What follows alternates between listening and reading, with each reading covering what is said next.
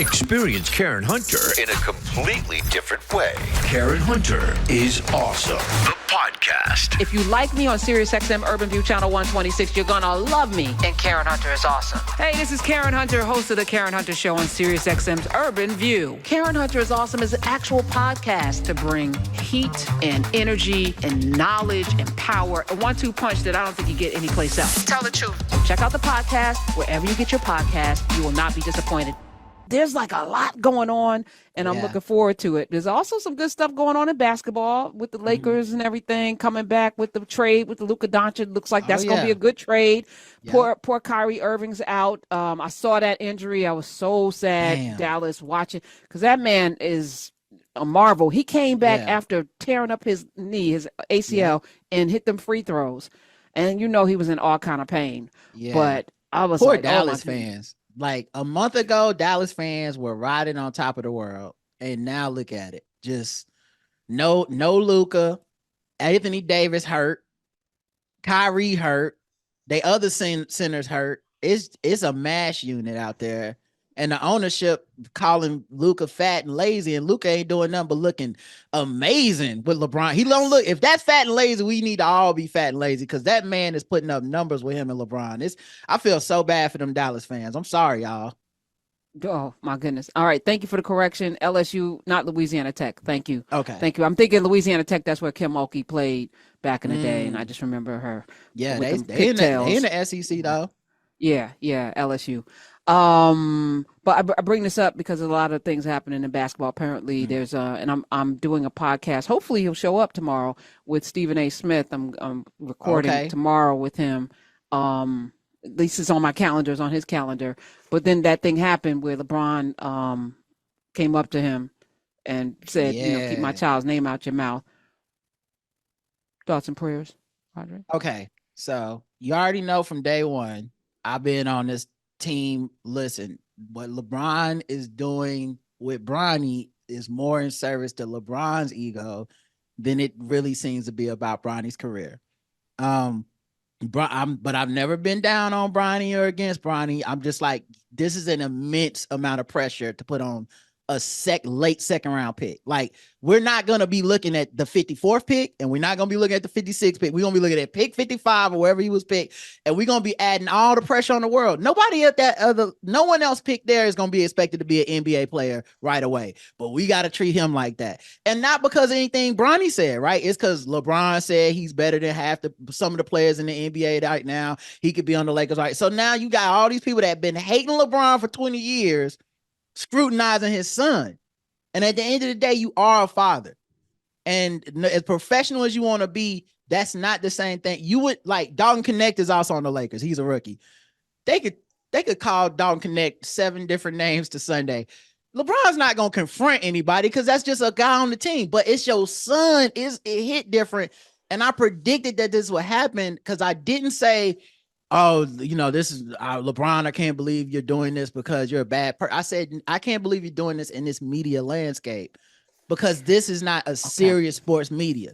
They will turn on you. And the first day, they didn't. That was when I knew something was up. The first day, including Stephen A., they was all on TV talking about black nepotism. This a black man. It's a black fatherhood. I fully support this. And I said, y'all don't keep that same energy. That's not who y'all are.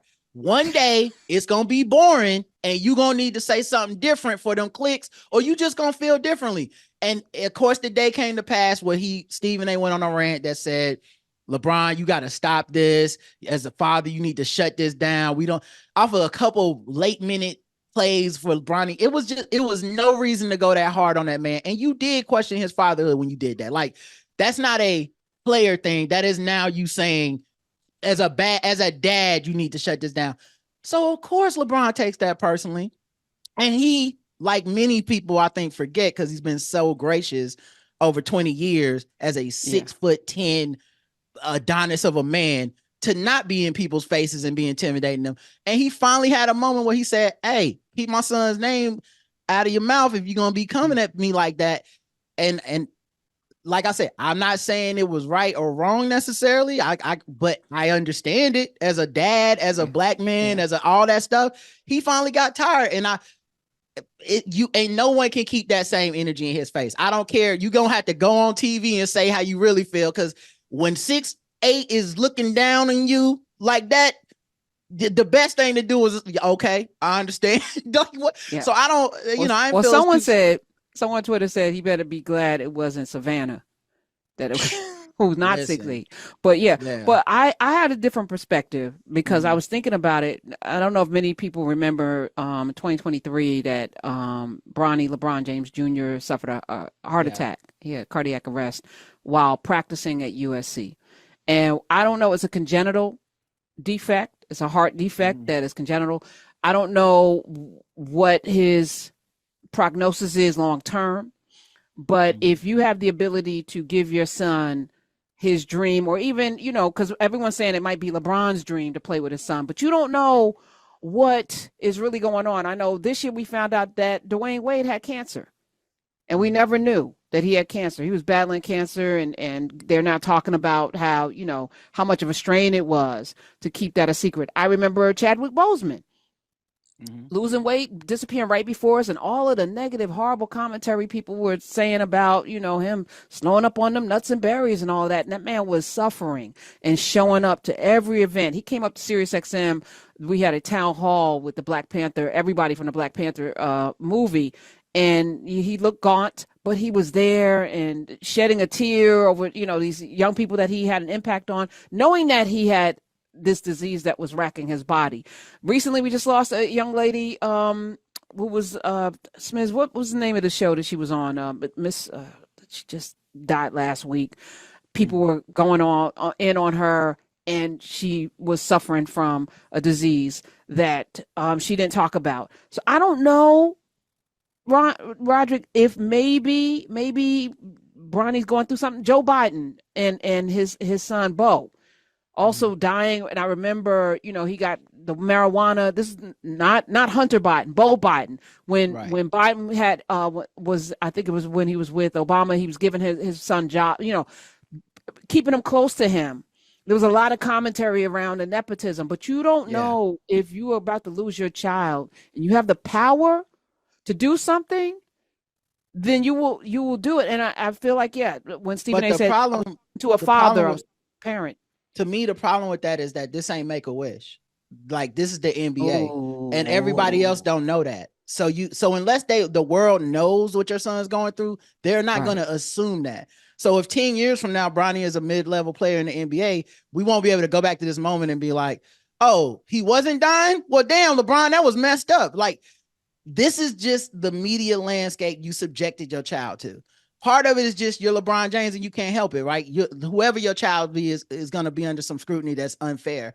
And he's expressed that in the past. He's even said he wished he didn't name his son LeBron James Jr. because he was like, it's going to carry something that I don't want my kid to have to deal with.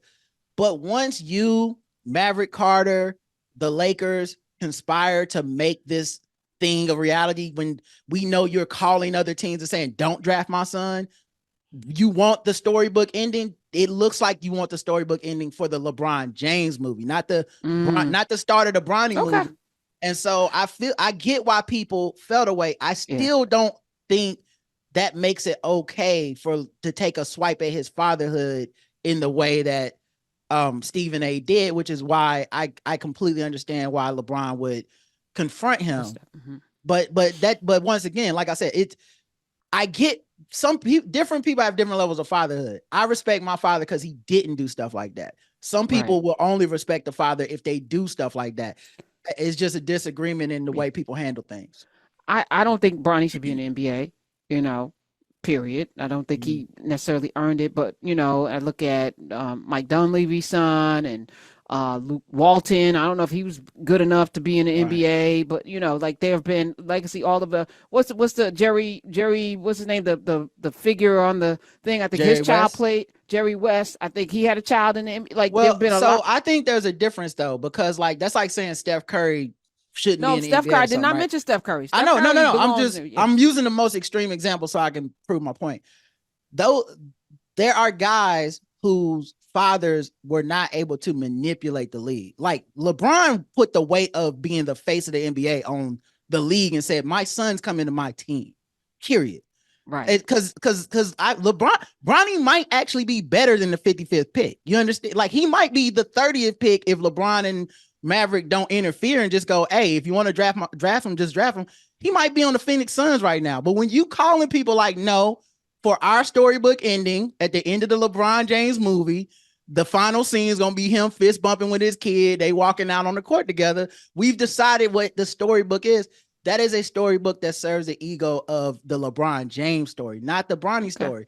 And I think you're right. People notice that, and it's okay. He might be an NBA player, but you saw how even you were like, he might not even be you're like, I don't think he is an NBA player. That already means you have undercut your son, because if you didn't interfere and he was on the Minnesota Timberwolves on the bench right now, all of us would be like, he's earning his stripes. Of course, he might be an NBA player. But, if you have opportunity to have ultimate power, isn't that what it's supposed to look like? 866-801. No, I agree. I actually agree with you. And let me correct myself. Not Jerry West, Rick Barry's son. Yeah. And I know that, I don't know if either one of them were good enough. Them Barrys he has several. That's what I'm saying. So if it's about that, people being mediocre or not being good enough, there have been several cases of the problem with all those other examples is that those guys proved that they belong in the league because they could not be protected by a name. Nobody was like, we can't cut Luke Walton because his daddy's on the team and he gonna get mad. This is literally that. Like, this is a next level of that. Like, you might like all these. Listen, quiet as kept. The story that no one's really talking about. NBA became a rich person's league, and we ain't talking about it. It used to be the story of we took black kids with no other shot of getting out the hood, and they elevated them, and they put financial wealth and generational wealth into our households and our communities. That isn't happening anymore. Now, when you look up and everybody got the last name of some other NBA player that's already, Cole Anthony, right. It's becoming like football, where football quarterbacks are just all pedigree. Like, you gotta get to the right camp, get with the right money, and now all of a sudden our come up stories that we used to have, they're far and few between. That's why people love Anthony Edwards, despite his uncouthness, because he feels authentic, like he didn't come from a basketball factory. And so I feel like this is the ultimate basketball factory. You coming from Mr. Basketball. So a lot of people, I think they haven't voiced it, but they feel a certain misgiving about Bronny's ascension, and they feel like he ain't earned it because he's the biggest example of, well, how could you fail? As opposed to, man, how did he succeed? We're now at a point where we're like, how could he have messed that up? I mean, he had a heart attack and still in the NBA. Clearly, it's like this is his dad putting his foot down. 866-801-8255. I don't really care enough. Let me just be 100% honest, because Bronny being on that team doesn't impact my rah-rah for the Lakers. I'm going to talk a little bit about Charles Barkley and Kendrick Perkins. I don't care about them either. Again, rich people problems. Introducing A new podcast. Karen Hunter is awesome. If you like me on SiriusXM Urban View Channel 126, you're going to love me. And Karen Hunter is awesome. Hey, this is Karen Hunter, host of The Karen Hunter Show on SiriusXM's Urban View. Karen Hunter is awesome is an actual podcast to bring heat and energy and knowledge and power. A 1-2 punch that I don't think you get anyplace else. Tell the truth. So check out the podcast wherever you get your podcast. You will not be disappointed. Karen Hunter is awesome. A new podcast from Karen Hunter.